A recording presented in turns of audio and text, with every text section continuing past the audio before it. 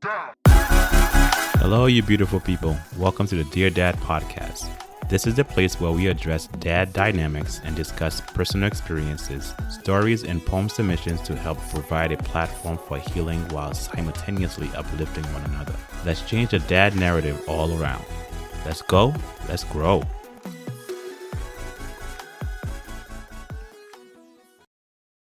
Hello, you beautiful people. Thank you for joining me at Dear Dad podcast. My name is Bjimson Darius, aka BJ. And today I just wanted to talk to you guys about some particular stuff in my head, stuff that I went through and stuff that I experienced myself. It's for my sons, for myself, just about fear. So today's going to be about fears, more or less. And where it generated from a couple of things, but so today I just thought I'd just talk to you guys in referencing to some fears that I have, some stuff that I worry about per se due to some circumstances or, events that have occurred, whatever it may be, that I have experienced that I would just been on my mind that I felt like I wanted to share with you guys and see what you guys have to say about it. If you have any opinion, if you have any questions or comment about this particular topic, I want to see what your thoughts are. What you're going to say, what you want to say, what's on your mind.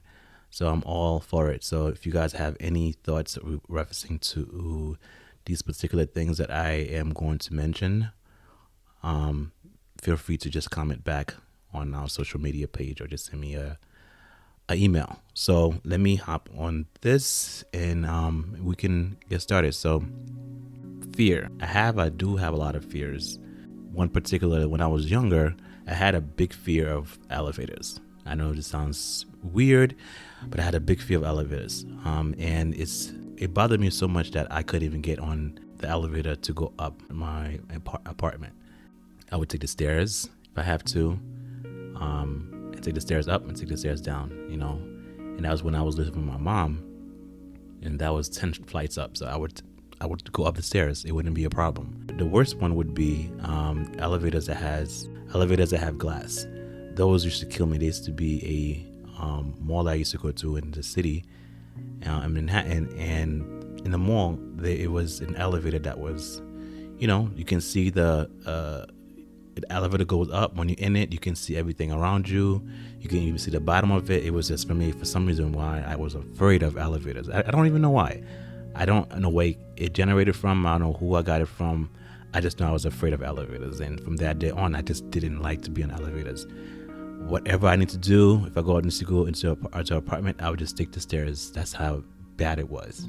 Until one day, I don't like anything taking control of me.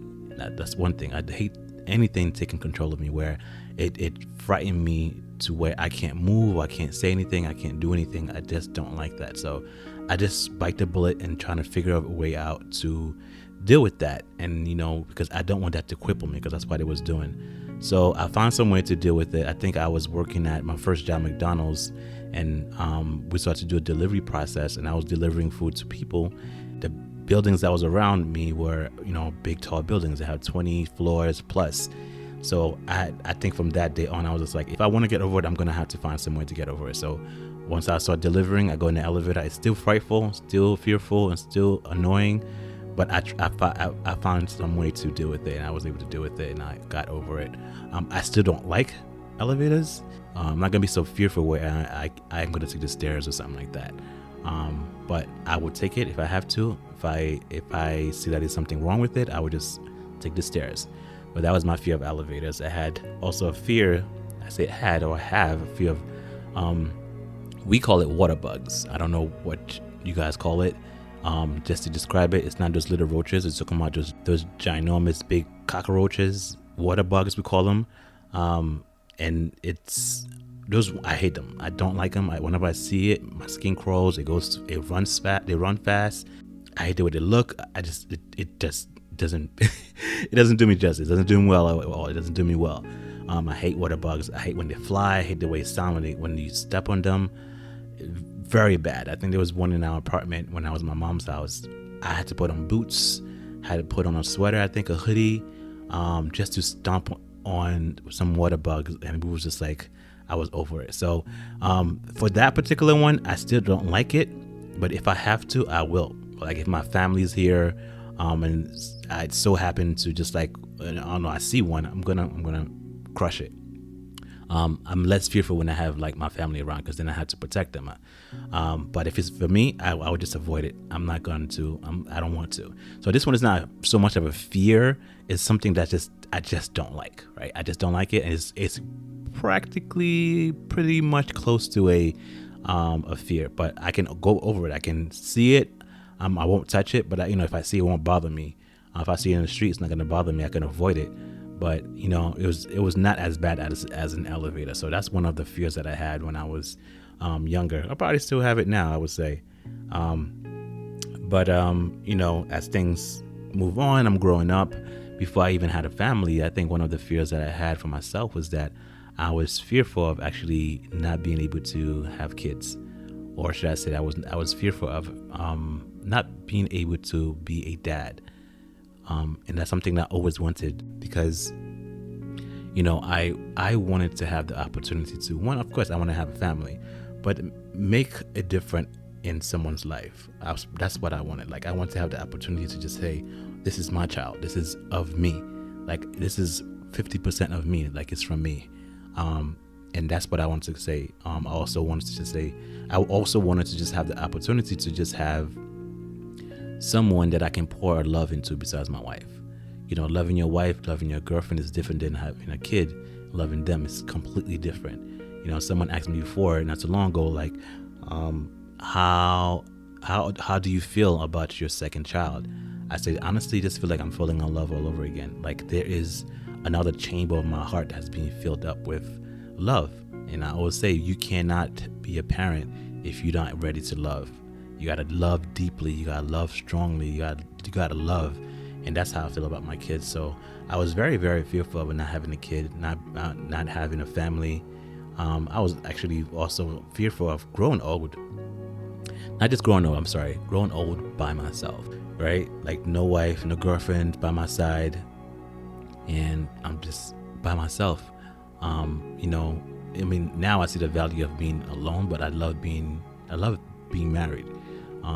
But I was a fear of mine. Like I'm not going to have the opportunity to do that. I'm not going to have the opportunity to have a family, have a wife, have a child, have, multiple kids, whatever it is.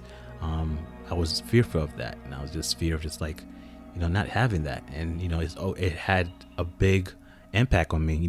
It cast a shadow over me for a while, because I was like, I know I have a lot of love to give. I know I have a lot of love to pour in. I just want to have the opportunity to just give that to someone. And that's someone I wanted to have, whether it was a girl, it was a boy. I just wanted to have a kid of my own where I can actually pour that into and to just get the opportunity. So when I have that opportunity, it's just like, I'm ready for it. So when my son was here, it was just like, you know what, it's go time. Let's go.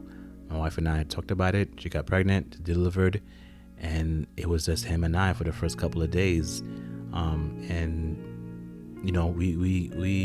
We bonded, and I absolutely love that. So when I think back on the fear that I had about not having a family, not being a dad, not being able to provide, all that stuff, like it was fearful. That's a little bit when I was younger, before I got married. But now I'm married, and it's a different type of fear. But it grows. It grows. Fear changes as I change. It grows as I grow. As I get older, some things I just left behind, or some fears that I've wanted I left behind, because either it doesn't matter to me anymore, or I have outgrown it. Right. So as we know, even COVID right now was one of our fears, for me particularly, going outside and maybe catching COVID. I say that because I work from home and my wife is home as well. My son is home, so I didn't want to go out and be negligent and catch COVID and then bring it home, right? I didn't want that to happen. I was very, very fearful of that. I know a lot of people had to go through that, where you just fear. Yeah, fear that you might catch it, or you might catch it and not know it and bring it to your family. And maybe you see one of your grandparents, or your mom or your dad, and they have a weak immune system, and they catch that. The reason why I was more cautious is because my wife have a compromised immune system. She has celiacs, and I didn't want anything to happen to her because of me. So I just sat my butt inside, and that's the only reason why I would go outside is if I had to get some groceries or stuff that I had to run for. I had to run to get to go to the pharmacy, whatever it is, something that's gonna be quick, and go out and come back in. It was nothing about hanging out, go to the bars, to go to no lounge. I just cut that out, even though some of them were open and most of them were closed, but there are some people that were going out like that. So I particularly just took extra precaution. I wore the mask, and I practiced it as much as I could. I didn't go out, and I didn't do anything that was going to jeopardize myself or my family. So that's a very big fear, and I know a lot of people had that fear or still have it, because COVID is still here. COVID had put a lot of fear on a lot of people, because you can't go out. You don't know if you got it or not. You don't want, for you to transfer it to your grandparents, and then they die, and now they die because of you.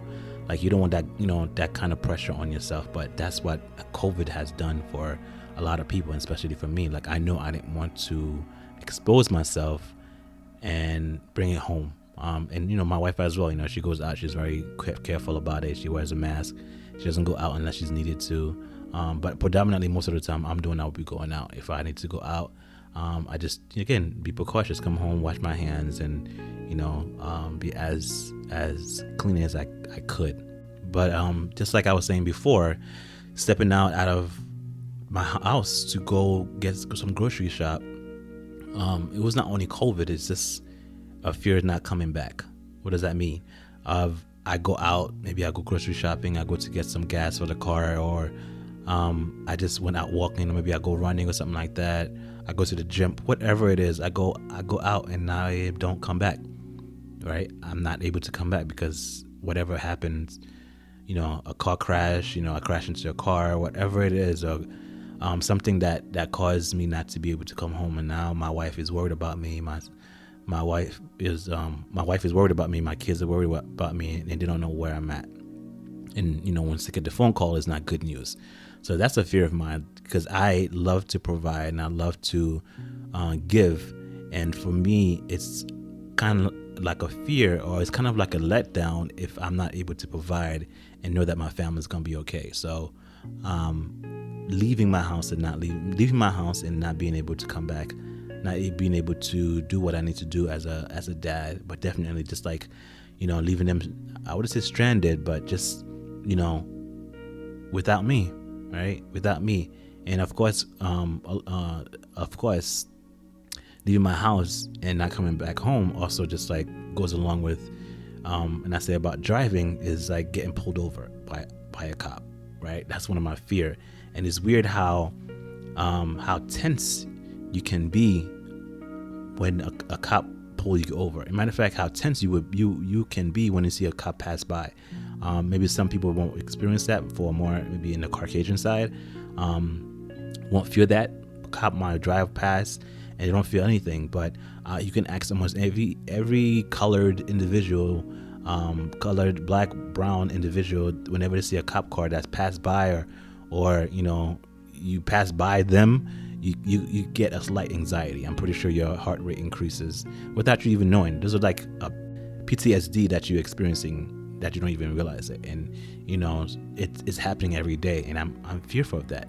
I'm also fearful of that because how many stories have you read, or stories have you seen that cop pulls somebody over for something basic and simple, and then they end up dead. They end up in handcuffs, and they end up being abused and beaten and all that stuff. Like, I don't want to have to go through that, and I want my family to go through that.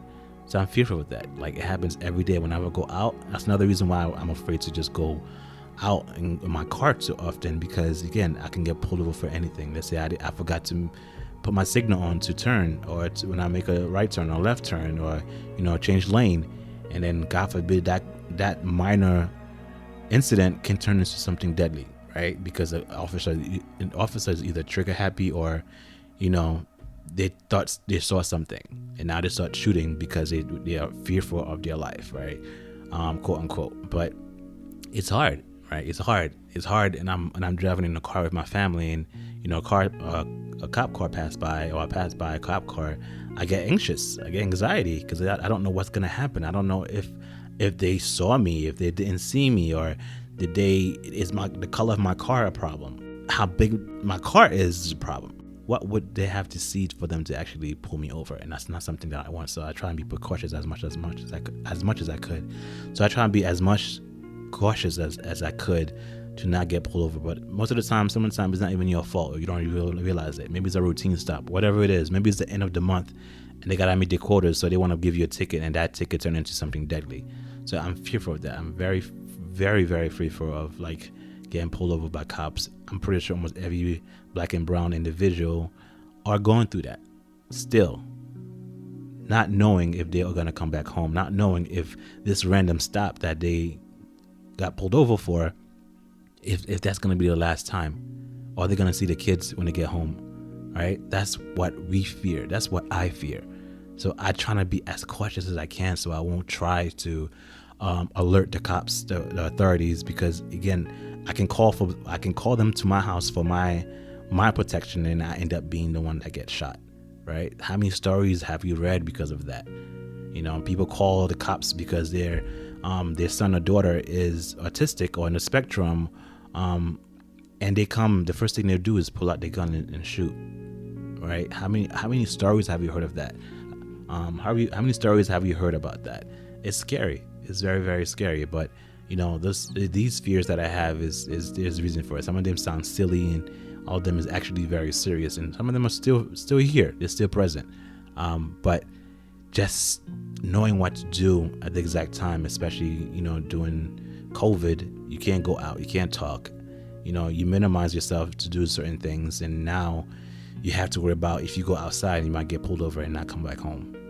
Like, that's a fear. Like, it's hard to not feel that whenever a cop passed by, or I passed by a cop. That's how it hurt me, because I'm like, what can I do? What did I do? I don't want to do anything. I don't want to draw their attention, because I don't want something to happen to me and I don't come back home, or I don't want something to happen to me in front of my family. I don't want anything to happen to my family while I'm around, and I can't do nothing about it, because if I do, I may get shot. Because again, quote unquote, the cop felt happy. I'm sorry, because the cop felt threatened because they thought I had a gun. They thought that they saw something black. They thought they saw something that was life threatening. Right? That's just that's my opinion about it. But that's my fear. I fear that, and I don't know how to bypass that, and I don't know if that's something I can bypass. This is something that's been inherited for and our genetic code. To be fearful of police officers, because when we call, sometimes we're the one that gets shot. Our kids are the one that get shot, right? Even talking about our kids, right?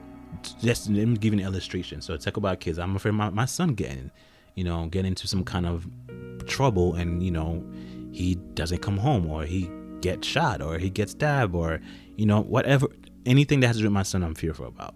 So what happened was, I was in the park, and I took my son to the sprinklers, and I'm over here, he's over here running, and he's trying to not to get wet, and at the same time trying to get wet. So running back and forth, and sometimes he bump into a kid, and then sometimes he run to me, and then he goes back to the sprinklers, because ideally whenever he goes to the sprinklers, you ask me to go in the sprinklers with him, so I can throw him in the water, or put the sprinklers water on him, like whatever it is that he want me to be involved, or sit under the sprinklers so the water could pour on us. Like, he likes that. So this one particular day, I was not in the water with him, and I was sitting down, and I started to wonder, and I started to just like drift off, and I was just looking at my son, just happy-go-lucky and innocent, and just looking at him, just enjoying himself and being who he wants to be. He doesn't have any fear of anything besides, whatever kid's fear that he has, maybe part of his shadow, but just being a kid, just enjoying himself, just having fun that day. It's a nice sunny day outside.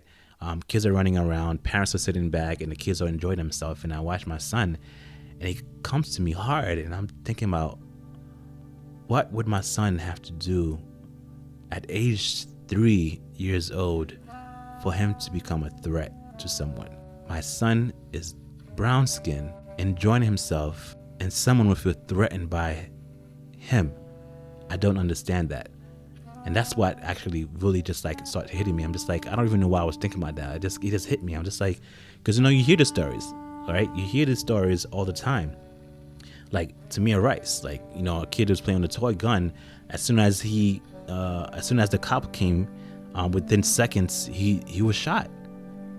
He was shot, dead. That's it. A toy gun. Didn't ask any questions. Didn't try to tell him to put the gun down. And none of these things. He was shot. So I'm thinking, like, at what age my son will become a threat to you? Is it 3? Is it 4? Is it 5? Is it 11? Is it 12? 15? 18? 20? Like, at what age does he become a threat to you?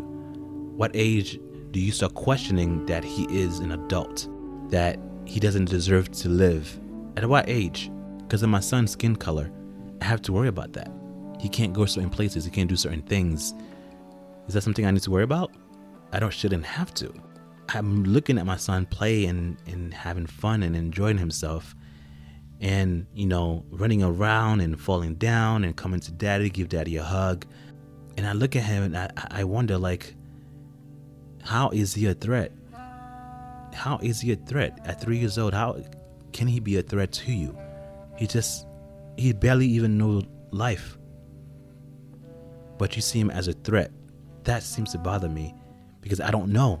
Because he looks older than what he looks, so now he's an adult, so now you can approach him, either fight him, kick him, and shoot him because he looks like an adult, or he looks like he had a weapon in his hands. Like, that's the kind of stuff that I'm fearful of. But particularly especially now I'm a dad, those are the things that I'm fearful of. I'm fearful of not coming back home. That's my fear. But now the fear of my son not coming home because of somebody else's neglect or somebody else's viewpoint of him, that doesn't sit well with me. It hurts so much. I'm scared a lot. I just don't show it. But I feel like a lot of us go through this. Well, we don't know what our kids might do that might take their lives. We don't know. So we pray each and every day that they come home. We pray each and every day that they don't have to go through what we went through. We pray that they have a better day. But it's not always promised. My son is enjoying himself, is oblivious to any of these things that's going on, anything. He just know mommy, daddy, uncle, grandpa, grandma, aunties, right? Immediate families. But at what age is he going to be a threat to you? What age? So I just pause and I think and I overthink because I don't know what to do. The best thing I can do is educate him and tell him what things he should say and shouldn't say, what places he should go and shouldn't go, how to address certain topics of discussion, how some people might view him. It's scary. So what do you do as a dad? How do you train your child to come home safe? How do you teach them what to say to a police officer so they can come home safe? What to do and what not to do? It sounds silly. It sounds stupid. But yes, we have to educate our kids on how to behave, what to say when they're around police officers. I have to teach my son that. I was watching an episode, D.L. Hughley was talking about his son that has autistic, and I think he's on a high functioning level. And when he found out that his son was autistic, he was actually started to cry. And he wasn't crying because of what the son was diagnosed of.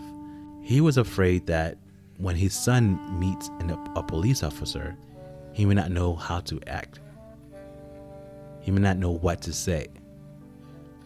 He may say the wrong thing and may not come home because he doesn't know what's going on. Because when you're in the spectrum, when you have Down syndrome, or when you have autism, there's certain things you don't realize. There's some certain things, there's some cues you don't pick up on. right? So one thing he was fearful of is like, how am I going to train my son to come home safe? He may not be able to come home safe because what he say and what he doesn't say might determine if he come home or not. But remember, most police officers are not trained to deal with those that have mental condition.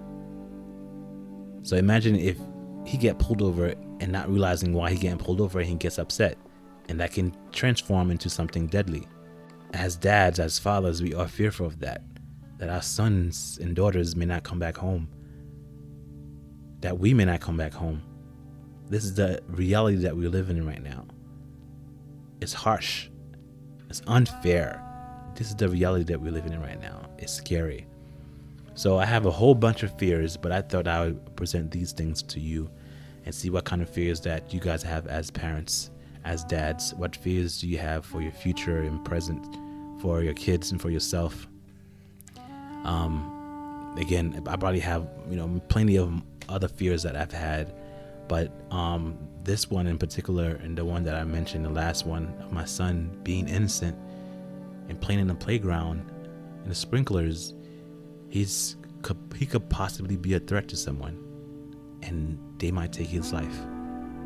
So I worry about that. So I can be overprotective because of that. So I would do whatever I can do to protect my son, because I want him to come back home. I want to come back home. So hope you guys enjoyed this episode. It's not an interview. It's not a conversation that I have with somebody else. It's something that was in my mind that I thought I wanted to bring forward to you guys. I hope that you guys enjoy it. I hope that you guys got something from it. If you have any other fears that you think I should mention, or you think we should mention, or I should talk about in this podcast, again, email me at deardadpodcast@gmail.com. I'm on the Instagram at Dear Dad Podcast. We on Facebook at Dear Dad Podcast. So just hit us up, send us a message. Topic of discussions, we are for anything. So I look forward to hearing from you guys. So this season is a little bit more personal, intimate, I would say. Me talking to you guys, and the conversation being more open. I am potentially having a co-host. Looking forward to that. So pretty soon, hopefully soon, you guys won't hear only just my voice. You might hear somebody else's voice. So if you stay tuned and tune into the next few episodes, you might hear actually someone that I've been talking about a couple of times in this podcast, and potentially might be a co-host of mine. So this is just a little nugget that I'm dropping for you guys. Just hopefully you guys will come back and listen and leave comments. So that's pretty much it, guys. So this is pretty much it. I just thought I'd bring some topic of discussion, fears that I've had, that I do have, that I'm going through, that I thought I can share with you guys. So give me your thoughts. Let me know what you guys think. Let me know if it's something that, again, that I can bring up, or other topic of discussion that you thought I can bring up. So I have more guests coming up and future co-hosts potentially in the future. So I'm not going to keep you guys any longer. I will catch you guys in a few. Bye.